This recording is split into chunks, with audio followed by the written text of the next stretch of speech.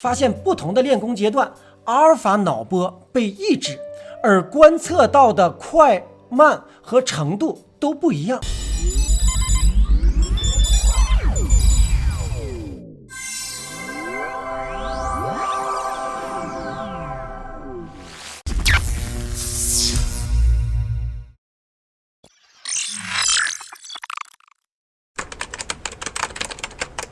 Hello， 大家好，这里是飘飘飘哥。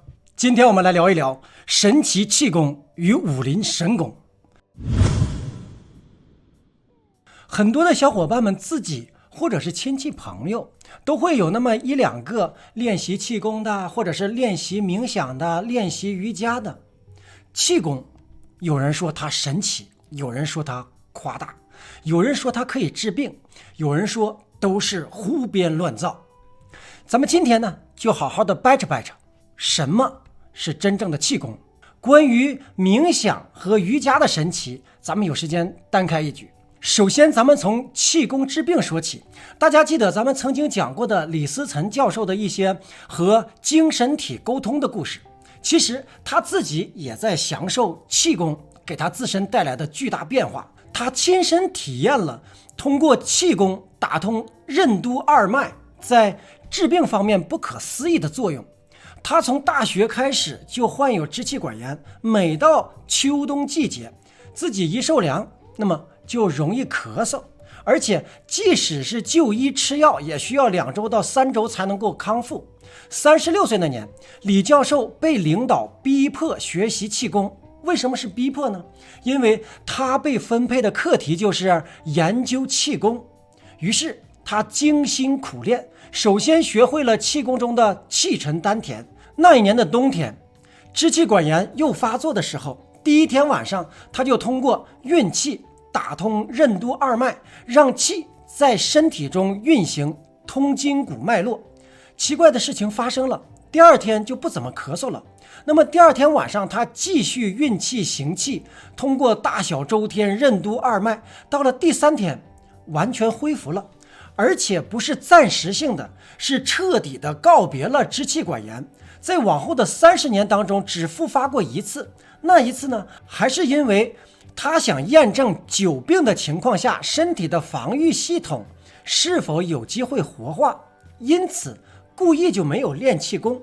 而且李教授再也没有感冒过，他感觉到鼻子喉咙不舒服的时候，就在当晚睡前练功打通任督二脉，一般第2天全都恢复了，一切正常了，基本上也没有再生过病吃过药。这是李教授的亲身练气功研究气功的神奇功效。这样看来，武侠剧里的人物被伤到吐血后马上开始静坐练功给自己疗伤，并非是空穴来风。李思岑教授在研究气功的练习方法和不同境界时，还发现了一些武林神功的身影。首先我们看一下东邪西毒的神器。李教授在台北医院进行过一场关于气功的演讲，在提到通过共振练习气功时，他放了一段通过实验精心筛选出来的增强版阿尔法波音频。关于阿尔法波音频，咱们在地球就是大脑当中讲过。出人意料的是，播放不到30秒的时候，有一位姓黄的气功师突然的四肢剧烈晃动，双脚猛烈的在地上踩地板，发出很大的声响，接着直接从座位上弹了起来，顺着座位跌到了地上。在场的人都惊呆了。李教授见状赶紧的关掉了音乐，音乐一关，他马上站起来，重新的坐到了座位上，像没事一样。事后呢，李教授才得知他练习打坐已有7、8年之久，所以容易与外界发生共振。这样看来，东邪黄药师的玉箫，西毒欧阳锋的铁铮，均为武林气功之神器。而且黄药师吹箫选序时，郭靖击鼓抵御，真的是一物降一物，以阴制阴的高明之处。除了李教授，中央研究院物理研究所的王威功教授在很多年前也开始研究气功。他设计了一面大鼓，可以让人轻松地练出气功。练功人只需在鼓前闭目静坐，期间将鼓夹在两腿之间，并且用力地敲打鼓面，这种猛烈的声波会震得人全身发麻，同时胸口一紧，产生的气会马上的进入气功的感觉。王教授认为，人体各处都需要血液供应，而且血液输送至全身是有周期的，它的基本频率和每秒的心率是一致的。它利用身体的非线性系统的原理，也就是说，心率增加1倍，血液输送的改变不只是1倍，而是平方或者立方这样的指数的方式而改变。不同倍的频率会刺激不同的经络系统，因此鼓声会刺激心率，从而带动全身的血管和经络，最终呢达到身心的和谐共振的状态。出现的气的感觉也就是从此而产生的。这让我想到了一个小故事。在小的时候，姥姥养了一群小鸡，如果有小鸡快没气儿了，就用一个盆扣起来，然后呢开始用棍子去敲这个盆，那么还是要有节奏的去敲。几分钟之后，卧地不起的小鸡开始步履蹒跚的走路了，很多的小鸡从此就好了，和其他的正常的小鸡一样了。原理呢，从这里可以看得出来，是音频打开了小鸡的任督二脉，复活了。练气功竟然有如此之捷径 ，Oh my God， 嗷嗷狠！那么我们再看一下佛教咒语。李思岑教授邀请佛教的赖师傅做气功入定的一种脑波测量实验。赖师傅为他演示了密宗里通过声音共振引发气动的方法。只见他气沉丹田，突然以极快的语速吼出安玛尼巴咪姆6字大明咒，并且不断的重复。李思岑教授当场全身随着这种声波的震动，顿时感到了又麻又热的气动，浑身开始颤抖。天下武功唯快不破，这就对上了。所谓的快就是指频率，这才是武学的上乘的认识。上古印度的婆罗门教、佛教、显教、密教、瑜伽术等等都重视神秘的咒语。原始部落的巫师祝由术还用咒语来进行治病，这和我们前面所分享过的视频你的声音中给人用声音来治疗疾病是一样的道理。我们再说一下道家的内金丹功。1985年，财政部官政司的前司长王德怀先生有意无意间在一个卖书的摊那里买了一些道家的古书，其中有一本书讲的是文史派的内金丹功。于是他按照书上的方法开始练习，没想到真的很快就从一层又到另外一层，一层一层的高深奇妙的境界，出现或感应的现象与书中所记载的分毫不差。一次有位访客想验证他练的功夫究竟是真的还是假的，于是问他楼下办公室里的职员正在做什么呀？王司长在自己的办公室里一定神，那么开始运气。不一会儿回答说 A 职员在印文件， B 职员在打字。访客听到之后立刻以最快的速度赶到了楼下，一看发现情况真的如王司长所说的一模一样。李教授呢，通过观测王司长练功时的脑波，发现不同的练功阶段阿尔法脑波被抑制，而观测到的快慢和程度都不一样。当时王司长已经练到了小周天和采药结丹的阶段，达到了出阴神的境界。只要王司长一闭上眼睛专心练功，阿尔法波完全的观测不到，大脑当中完全处于一种贝塔波的状态。只有李思岑教授不断的同他交谈时，才能够观测到阿尔法波。在卖书摊上随便就买到了古代武功秘籍，而且一练就成功了，实在是厉害。以后如果有人举着一本破书说你的骨骼清奇，送你一本武林秘籍，不要走开，人生的精彩就此开来。我们再说一下逆天的襄公。襄公，咱们在上次视频当中曾经提到过一点，说是挖个坑，那么这里简单的填一下。有的朋友看到襄公这门功夫时，可能有些摸不着头脑，还问这门功夫是什么功夫？练了真的会变香吗？河南洛阳人田瑞生先生修炼襄公50年之久，1988年5月遵从师命，公开普传世人。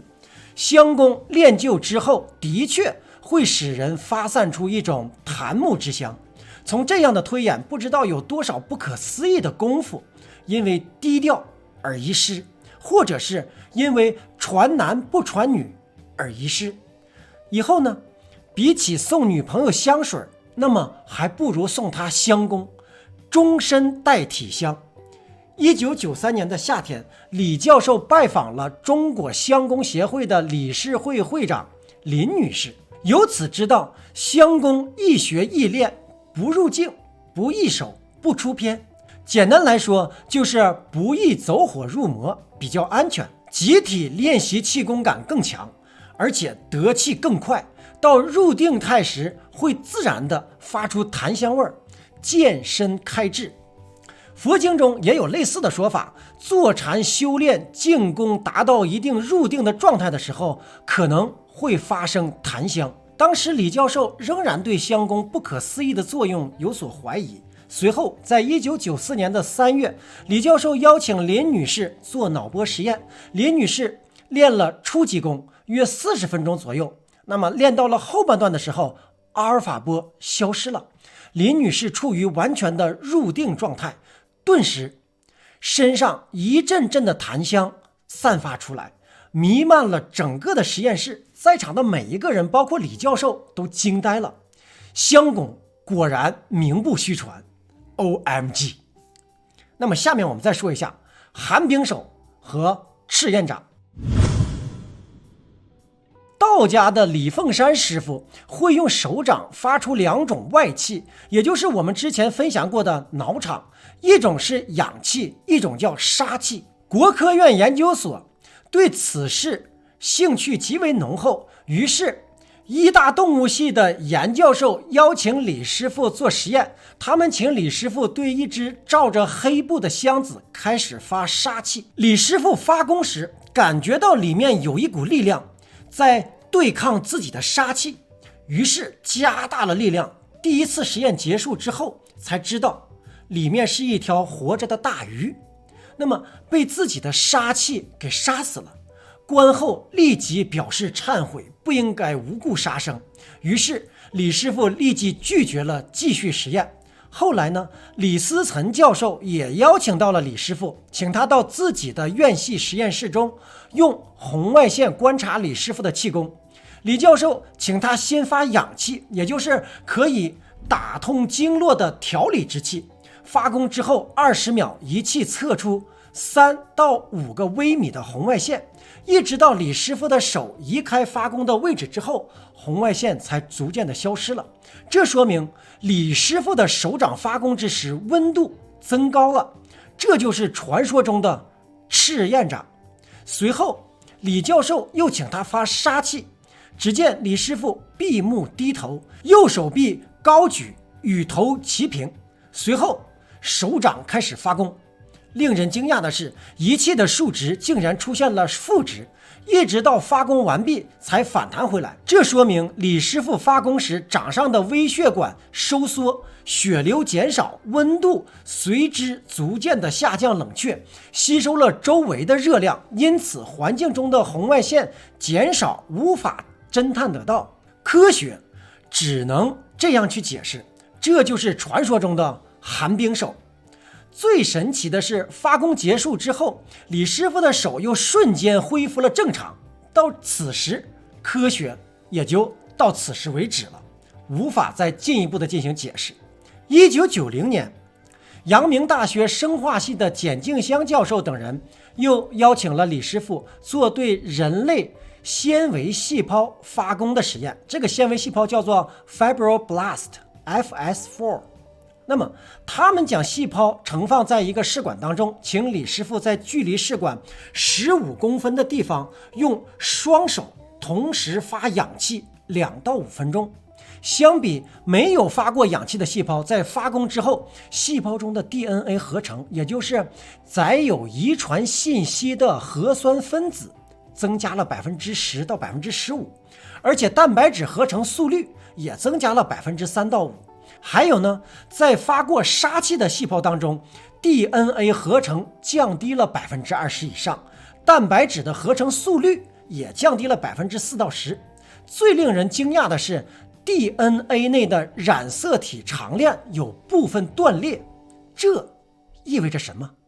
这意味着相当于在细胞的周围发生了核辐射。据有关科学报道，严重的核辐射会使染色体全部断裂。这样看来，寒冰手和赤焰掌这2门武功的确存在，并且威力无穷，一掌定生死。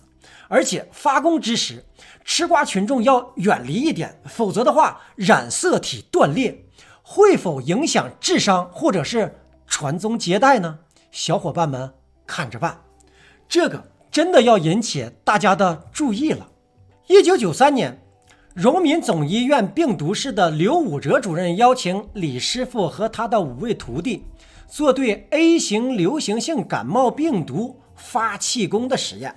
他们在距离病毒试管20公分处对病毒持续的发30分钟的杀气。发功结束之后，刘主任立即的测量了病毒的血球凝聚力，并且将病毒接种到人类早期的白血球细胞的株上，观察病毒斑点是否发生了变化。实验发现，有4位师傅所发出的杀气可以使病毒凝血能力降低，接种到细胞中之后，也使体外细胞的分裂增殖行为被抑制。也就是说，病毒自身的分裂繁殖降低了，而且传播可能性也降低了。这样看来，现在的新冠病毒可能也可以通过气功来进行抑制和根除。 Oh my god， 嗷嗷狠！看到这里，大家有没有一种想练气功的冲动呢？友情提示，想练气功的朋友们请找到专业的好师傅，练习不慎容易走火入魔，给身心带来不可逆的伤害。好的，那么我们今天就飘到这里，感谢您的收看，请不要忘了点击订阅和打开小铃铛。独在异乡为异客，每逢孤独看飘哥。 Peace out。